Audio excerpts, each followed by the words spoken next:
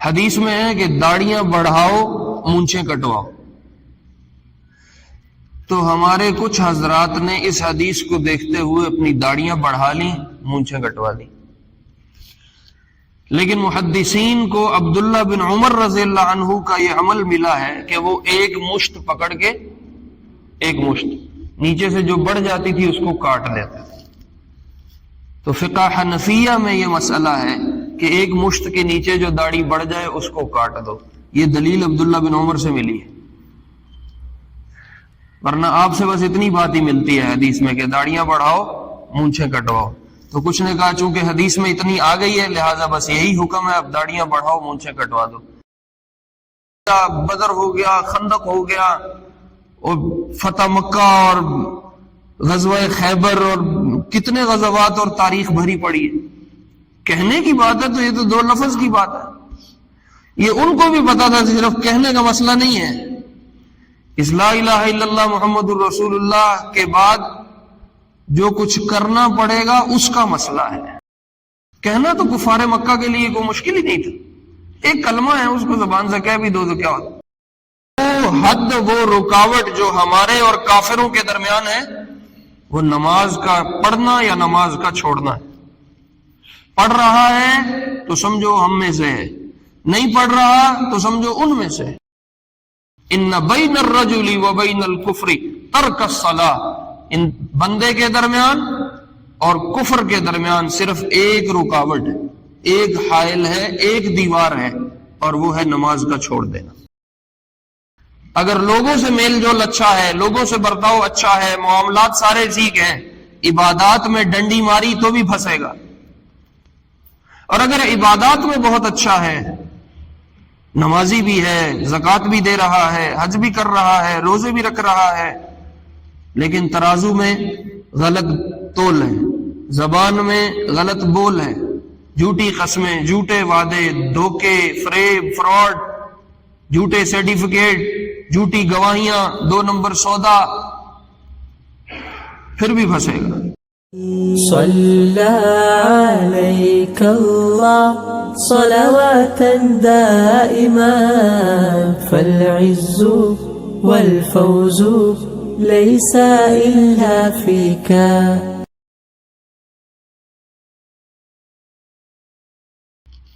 ہم جس حدیث کے سلسلے کو ذکر کر رہے ہیں آج اس کی تیسری حدیث ہے انشاءاللہ. اس حدیث کی روایت کرنے والے عبداللہ بن عمر ہیں رضی اللہ عنہما. حدیث کو جب روایت کیا جاتا ہے تو بعض دفعہ روایت کرنے والا ایسا صحابی ہوتا ہے جس کے اوپر اس کا باپ مسلمان نہیں تھا، وہ حضور علیہ السلام کی نبوت سے پہلے یا نبوت ملنے کے بعد دنیا سے چلا گیا اور اس کو اسلام نصیب نہیں ہوا. تو ایسے صحابی جب روایت کرتے ہیں تو ہم ان کے ساتھ لگاتے ہیں رضی اللہ عنہ. لیکن بعض دفعہ روایت کرنے والا صحابی ایسا ہوتا ہے کہ وہ صحابی خود بھی صحابی ہوتے ہیں اور ان کے والد بھی اوپر صحابی ہوتے ہیں. تو جب ایسے کسی صحابی کا نام آئے تو پھر رضی اللہ عنہ نہیں کہتے، پھر رضی اللہ عنہما کہتے ہیں. تو اس حدیث کو بیان کرنے والے جو صحابی ہیں ان کا نام ہے عبداللہ بن عمر. یہ عبداللہ خود بھی صحابی ہیں اور ان کے والد عمر بن خطاب ہیں، وہ بھی صحابی ہیں. تو یہ رضی اللہ عنہما ہیں.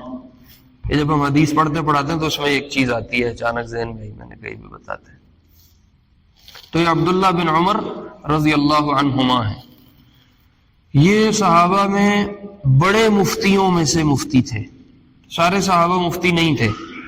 1,23,24,000 کے قریب، کچھ نے 30,000 بھی روایت کی ہے، کچھ نے 25,000 40,000 صحابہ کی مختلف تعداد آئی ہے. اس ساری کی ساری تعداد میں سارے صحابہ مفتی نہیں تھے.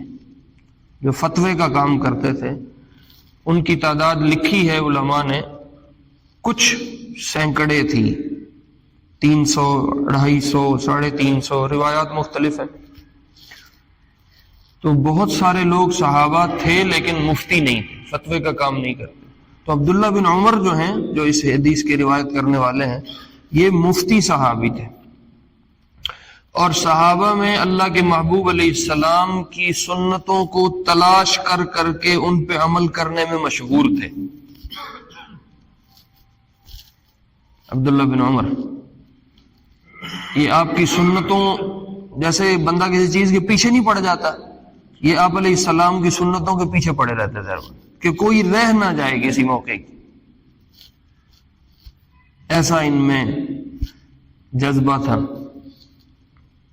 عبداللہ بن عمر ایک دفعہ کسی سفر میں جا رہے ہیں، اونٹنی پہ سوار، چلتے چلتے نا اچانک سفر میں ایک دم یوں کیا، اونٹنی پہ بیٹھے بیٹھے ایک دم جھک گئے.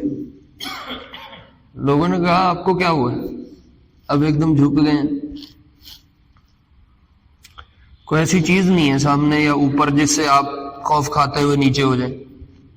وہ کہنے لگے میں ایک دفعہ اللہ کے نبی علیہ السلام کے ساتھ سفر میں جا رہا تھا اور اسی جگہ سے ہمارا گزر ہوا، یہاں ایک درخت تھا، تو اس درخت کی ٹہنی سے بچنے کے لیے آپ نے یوں کیا تھا.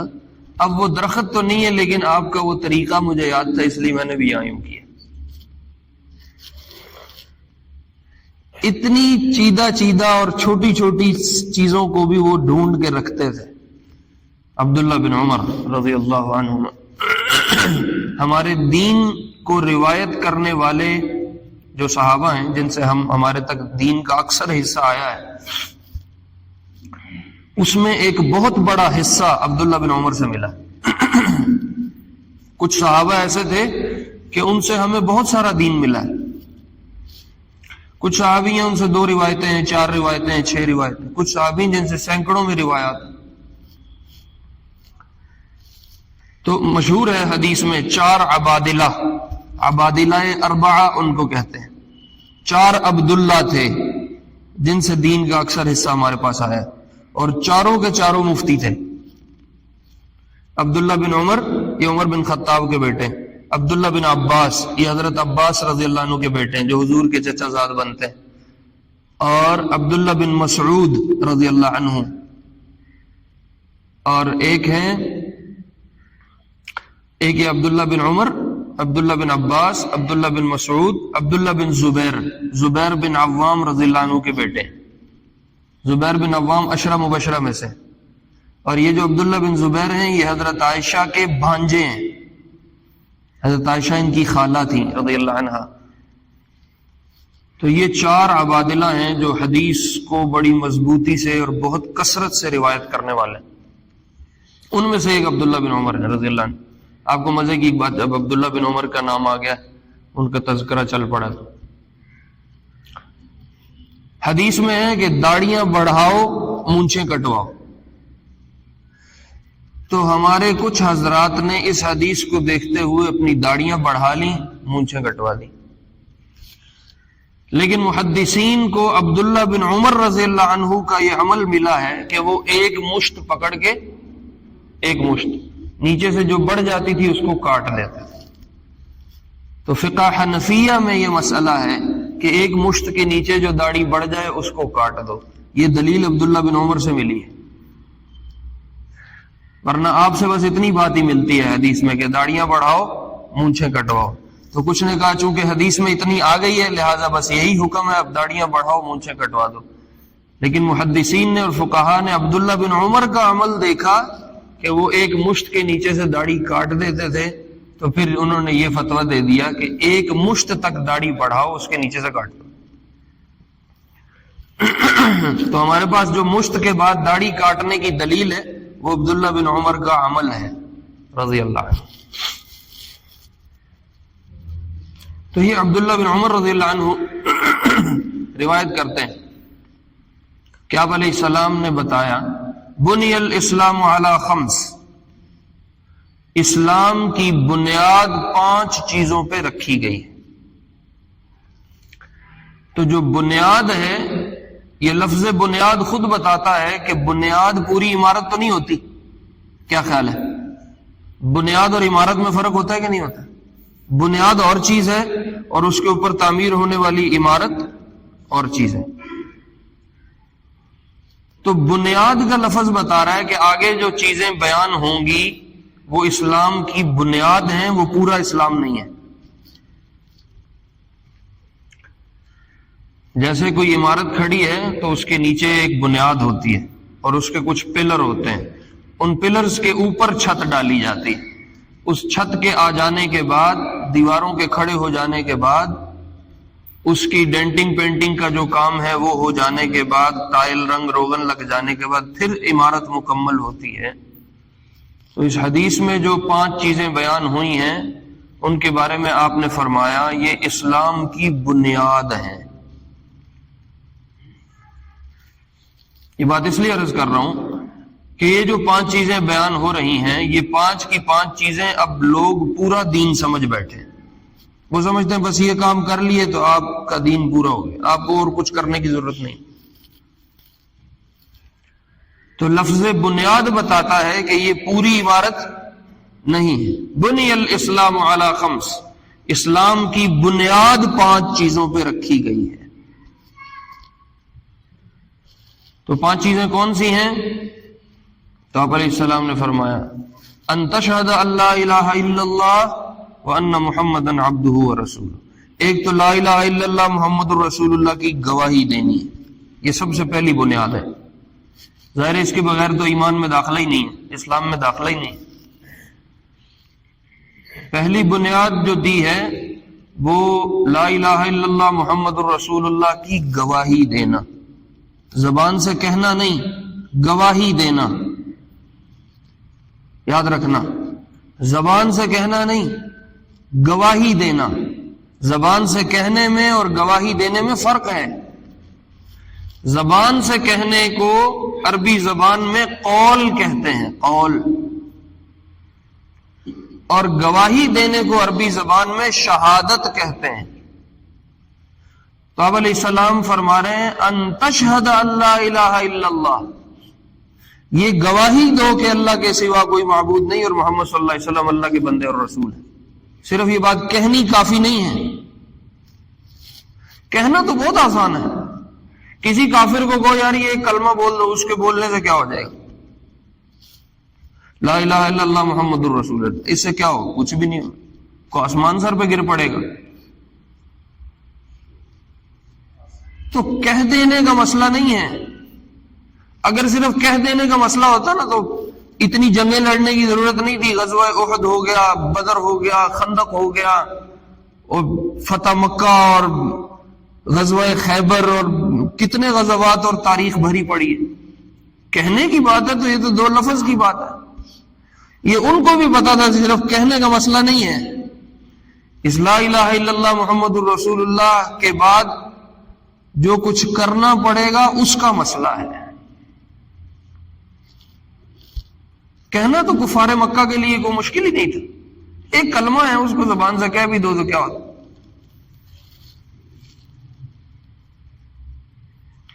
تو اس لیے آپ نے فرمایا ان تشہد اللہ الہ، یہ نہیں کہا ان تقول لا الہ الا اللہ، آپ یوں کہہ دیں کہ اللہ کے سوا کوئی معبود نہیں اور محمد صلی اللہ علیہ وسلم اللہ کے رسول نہیں۔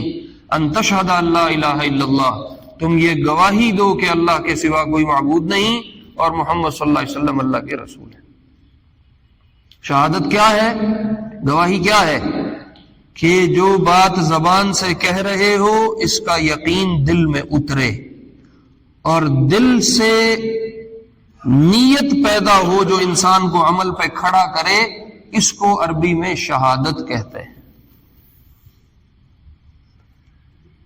کہی جانے والی بات دل میں ہے اور وہ دل کو تیار کر کے کھڑا کر دے عمل کے اوپر، اس کو شہادت کہتے ہیں، جس کو آپ نے فرمایا ان تشہد اللہ الہ الا اللہ وان محمد عبدہ ورسولہ۔ تو انسان جب کلمہ پڑھ لیتا ہے تو اب اس کا تقاضا یہ ہے کہ وہ عمل پہ کھڑا ہو۔ اس تقاضے سے وہ مکے کے کافر ڈرتے تھے۔ یہ تقاضا اصل وہ چوٹ تھی جس کی وجہ سے وہ خار کھاتے تھے کہ گواہی دے کے ہمیں کچھ کرنا پڑے گا۔ یہ جو ہم کلمہ کہیں گے اس کے تقاضوں کو پورا کرنا پڑے گا۔ یہ وہ مسئلہ تھا جس کی ساری گرہ لگی ہوئی تھی اور وہ ان کو مصیبت پڑی ہوئی تھی۔ تو لا الہ الا اللہ اپنے تقاضوں کے ساتھ ہے، صرف زبان کا بول نہیں ہے. تو جو شہادت اللہ الہ الا اللہ وان محمد عبدہ ورسولہ، اس کے کچھ تقاضے ہیں. ان تقاضوں میں سب سے پہلا تقاضا جو آپ گن رہے ہیں وہ کیا ہے؟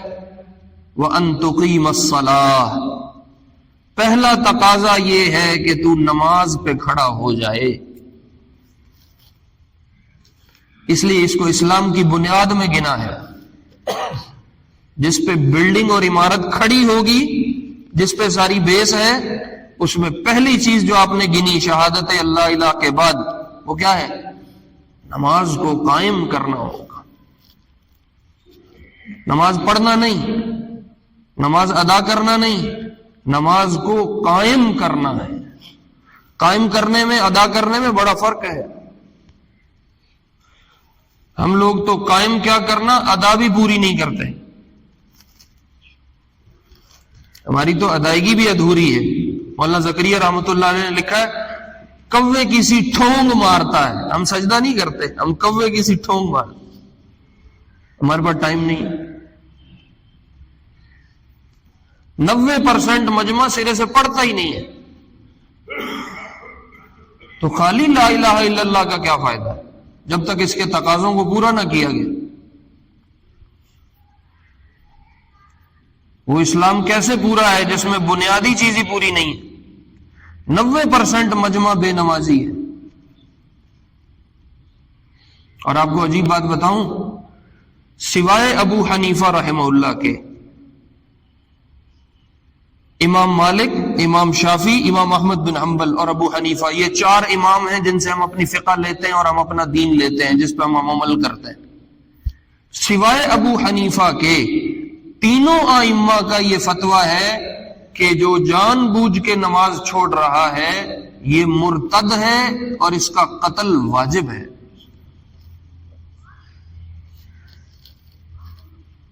وہ کہتے ہیں اس کو جینے کا کوئی حق نہیں، اس کی گردن اتار دو. ابو حنیفہ رحمہ اللہ فرماتے ہیں کہ اس کو باندھ دو، اس کو قید میں ڈال دو اور ہر نماز کے وقت اس کو نماز پیش کرو.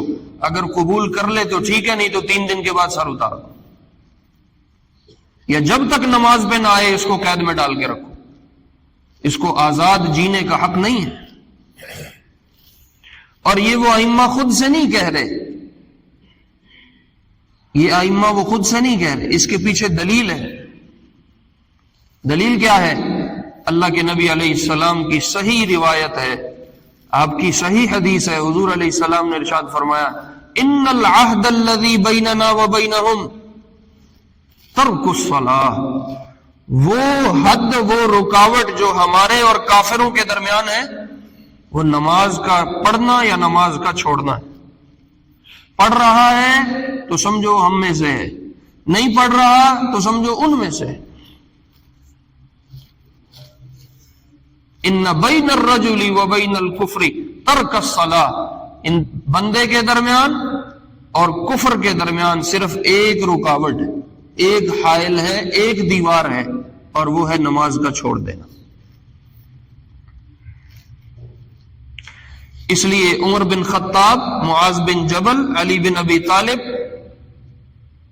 عبداللہ بن مسعود، عبداللہ بن زبیر، عبداللہ بن عمر اور بڑے بڑے صحابہ جو مفتی ہیں، ان میں سے 10-15 میں رات نام پڑھ رہا تھا جن کا فتویٰ ہے کہ نماز چھوڑنے والا واجب القتل ہے، اس کی گردن اتار دو.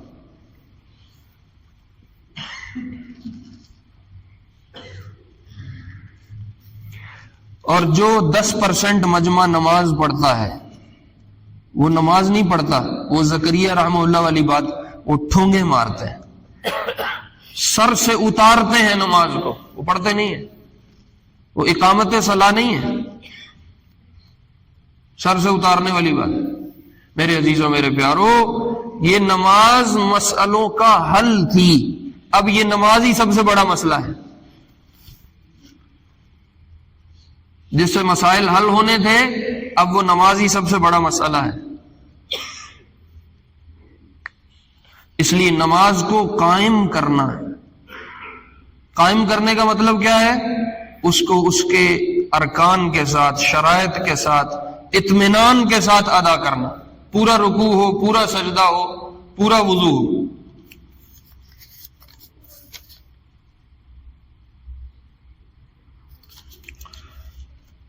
تو نماز کو قائم کرنا ہو، ورنہ میرے عزیزو حدیث میں آتا ہے اگر نماز کو سر سے اتارا، جلدی جلدی کی پڑھی نماز، تو آپ نے فرمایا یہ نماز اپنے پڑھنے والے کو لعنت کرتی ہے۔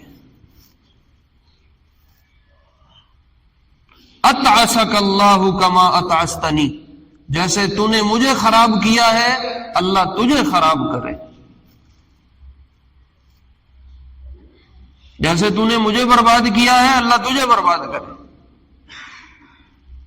5 وقت کی نماز، ایک نے آ کے فٹافٹ نماز پڑھی، بے مار 4:30، فٹافٹ رکوع، فٹافٹ سجدہ، میں فارغ نہیں ہوں، میں نے فٹافٹ جانا۔ تو آپ نے فرمایا اس کو پکڑ کے لاؤ۔ اس کو کہا میاں تم نے کیا کیا؟ کہا جی نماز پڑھی۔ کہا تیری نماز نہیں ہوئی، دوبارہ پڑھ۔ یہ کون سی نماز ہے؟ تو پہلا تقاضا لا الہ الا اللہ کے بعد کیا ہے؟ ان تقیم الصلاۃ، نماز کو قائم کرنا پڑے گا۔ وان تؤدی الزکاۃ، اور دوسرا تقاضا ہے اپنے مال کی زکوٰۃ دینی ہوگی۔ نمازی پھر بھی موجود ہیں، اللہ کا شکر ہے، کو مل جاتے ہیں تھوڑے بہت، زکوٰۃ دینے والا مجمع تو بہت ہی شارٹ ہو گیا۔ زکوٰۃ دینے والا مجمع تو اب ڈھونڈنے سے بھی نہیں ملتا، سال ہا سال کی زکاتیں رہتی ہیں،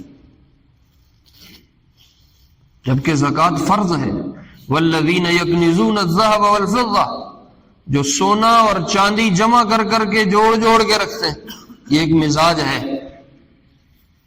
یہ ایک مزاج ہے۔ جمع مالا وعددہ، پیسے جوڑتا ہے پھر بیٹھ کے گنتا ہے، اب میرا 1,00,000 ہو گیا، اب میرے 2 ہو گئے، اب میرے 3 ہو گئے، اب میرا 1 کروڑ ہو گیا، اب 2 کروڑ ہو گئے، اب اکاؤنٹ میں اتنا، اب اکاؤنٹ میں اتنا۔ یہ ایک مزاج ہے۔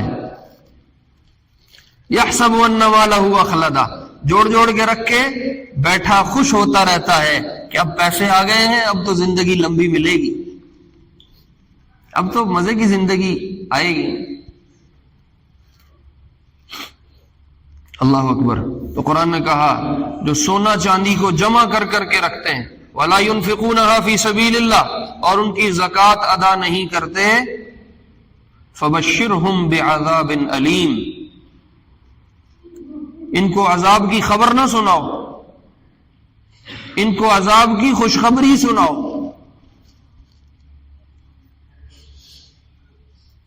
خوشخبری اچھی چیز کی ہوتی ہے کہ بری چیز کی ہوتی ہے؟ خوشخبری اچھی چیز کی ہوتی ہے، عذاب کی کیا خوشخبری ہے؟ تو خوشخبری کا لفظ لا کے مزید تکلیف دی ہے، مزید احساس دلانے کی کوشش کی ہے، بس شاید تھوڑی سی شرم آ جائے۔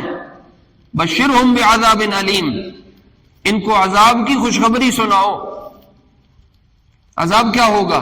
یوم یحمى علیہا فی نار جہنم، اللہ ان کے جمع کیے ہوئے مال جہنم کی آگ پہ سینک کے گرم کریں گے،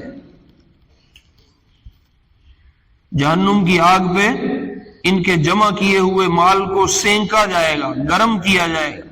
فَتُقْوَى بِهَا جِبَاهُهُمْ، پھر اللہ اس گرم سلاخ کو جو اس کا جمع کیا ہوا مال تھا، اس کو لا کے اس کی پیشانی کو سینکیں گے۔ وَجُنُوبُهُمْ، ان کے پہلوؤں کو سینکا جائے گا۔ وَظُهُورُهُمْ، ان کی پشتوں کو سینکا جائے گا۔ اور کیا کہا جائے گا؟ هَذَا مَا كَنَزْتُمْ لِأَنفُسِكُمْ فَذُوقُوا مَا كُنْتُمْ تَكْنِزُونَ، یہ وہ مال ہے جس کو تم نے جوڑ جوڑ کے رکھا اور زکوٰۃ نہیں دی، آج مزہ لے لو جو تم نے جوڑ کے رکھا تھا۔ اس لیے میرے عزیزوں، میرے پیارو، زکوٰۃ مال میں فرض ہے، جیسے نماز فرض ہے۔ یہ اسلام کی بنیادوں میں اس زکوٰۃ کو رکھا گیا ہے، جن 5 چیزوں پہ بنیاد کھڑی کی ہے، ان میں دوسری بنیاد کیا ہے؟ ان تؤدی الزکاۃ، زکوٰۃ کو ادا کرنا۔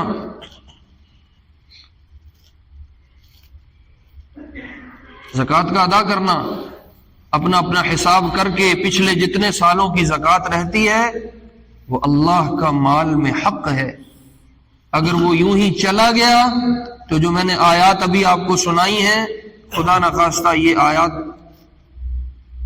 میرے پہ فٹ آ جائیں گی. وَلَا يَحْسَبَنَّ الَّذِينَ يَبْخَلُونَ بِمَا آتَاهُمُ اللَّهُ مِنْ فَضْلِهِ، جن کو اللہ نے مال دیا ہے وہ خوش ہو کے نہ بیٹھیں. هُوَ خَيْرٌ لَّهُمْ، وہ اس میں نہ رہیں کہ یہ تو بڑی مزیدار چیز ہے. بل هُوَ شَرٌّ لَّهُمْ، ان کو یہ سوچ لینا چاہیے کہ یہ مال خطرناک چیز ہے. سَيُطَوَّقُونَ مَا بَخِلُوا بِهِ يَوْمَ الْقِيَامَةِ، اگر اس کی زکوٰۃ نہ دی تو اللہ اسی مال کو قیامت کے دن گلے میں توق بنا کے ڈالے گا.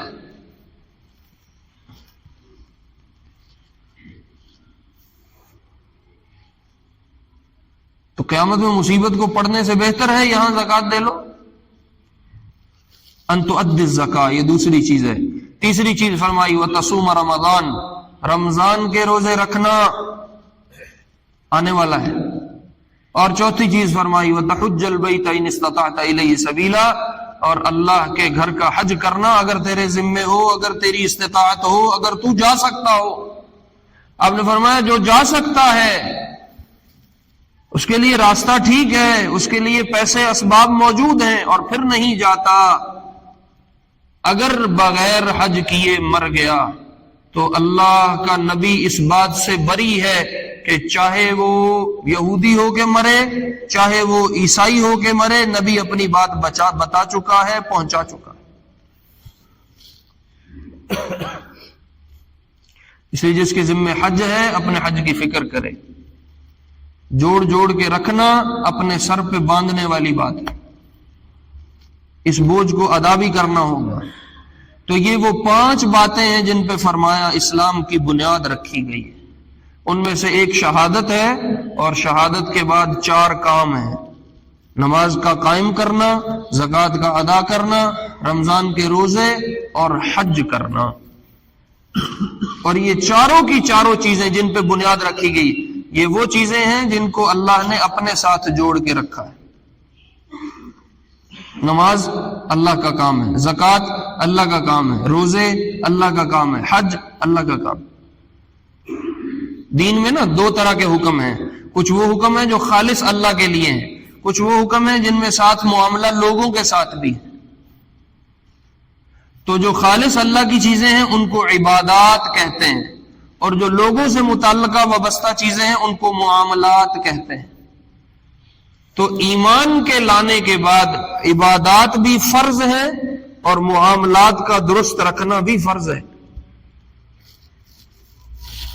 اگر لوگوں سے میل جول اچھا ہے، لوگوں سے برتاؤ اچھا ہے، معاملات سارے ٹھیک ہیں، عبادات میں ڈنڈی ماری تو بھی پھنسے گا. اور اگر عبادات میں بہت اچھا ہے، نمازی بھی ہے، زکوٰۃ بھی دے رہا ہے، حج بھی کر رہا ہے، روزے بھی رکھ رہا ہے، لیکن ترازو میں غلط تول ہے، زبان میں غلط بول ہے، جھوٹی قسمیں، جھوٹے وعدے، دھوکے، فریب، فراڈ، جھوٹے سرٹیفکیٹ، جھوٹی گواہیاں، 2 نمبر سودا، پھر بھی پھنسے گا. تو عبادات کو بھی درست رکھنا ہے، معاملات کو بھی درست رکھنا ہے. بنی الاسلام میں کہا بنیاد 5 چیزوں پہ رکھی ہے. یہ بتا رہے ہیں کہ دین پورا ان 5 چیزوں میں نہیں ہے. دین پورا ہوگا عبادات کے ساتھ، اور دین پورا ہوگا معاملات کے ساتھ. البتہ بنیاد عبادت ہی بنے گی، جو خالص اللہ کا کام ہے، جو خالص اللہ سے متعلق ہے. تو ان 2 چیزوں کو پورا کرنے سے دین پورا ہوگا، اسلام پورا ہوگا، جس کو فرمایا بنی الاسلام علی 5. بنیاد عبادت رہے گی، دین کی عمارت پوری کرنے کے لیے ساتھ معاملات بھی ٹھیک کرنے ہوں گے.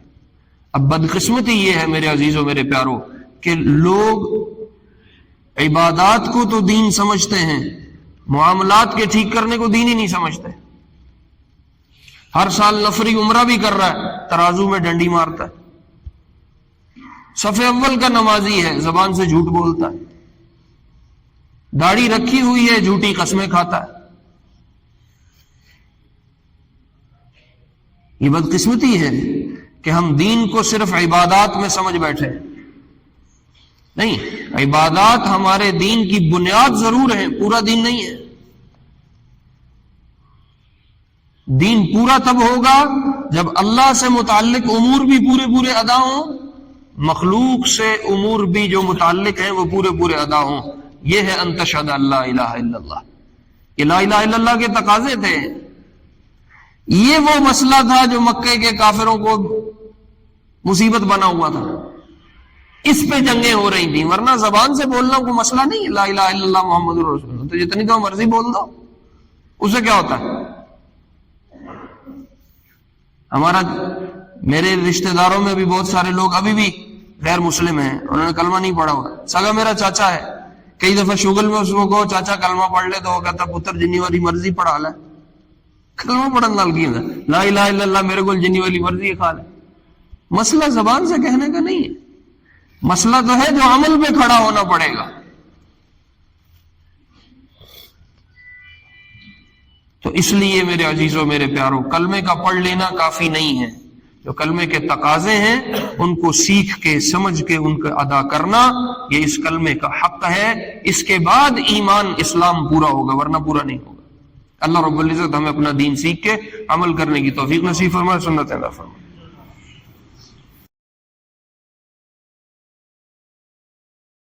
صلى عليك الله صلواتا دائما فالعز والفوز ليس إلا فيك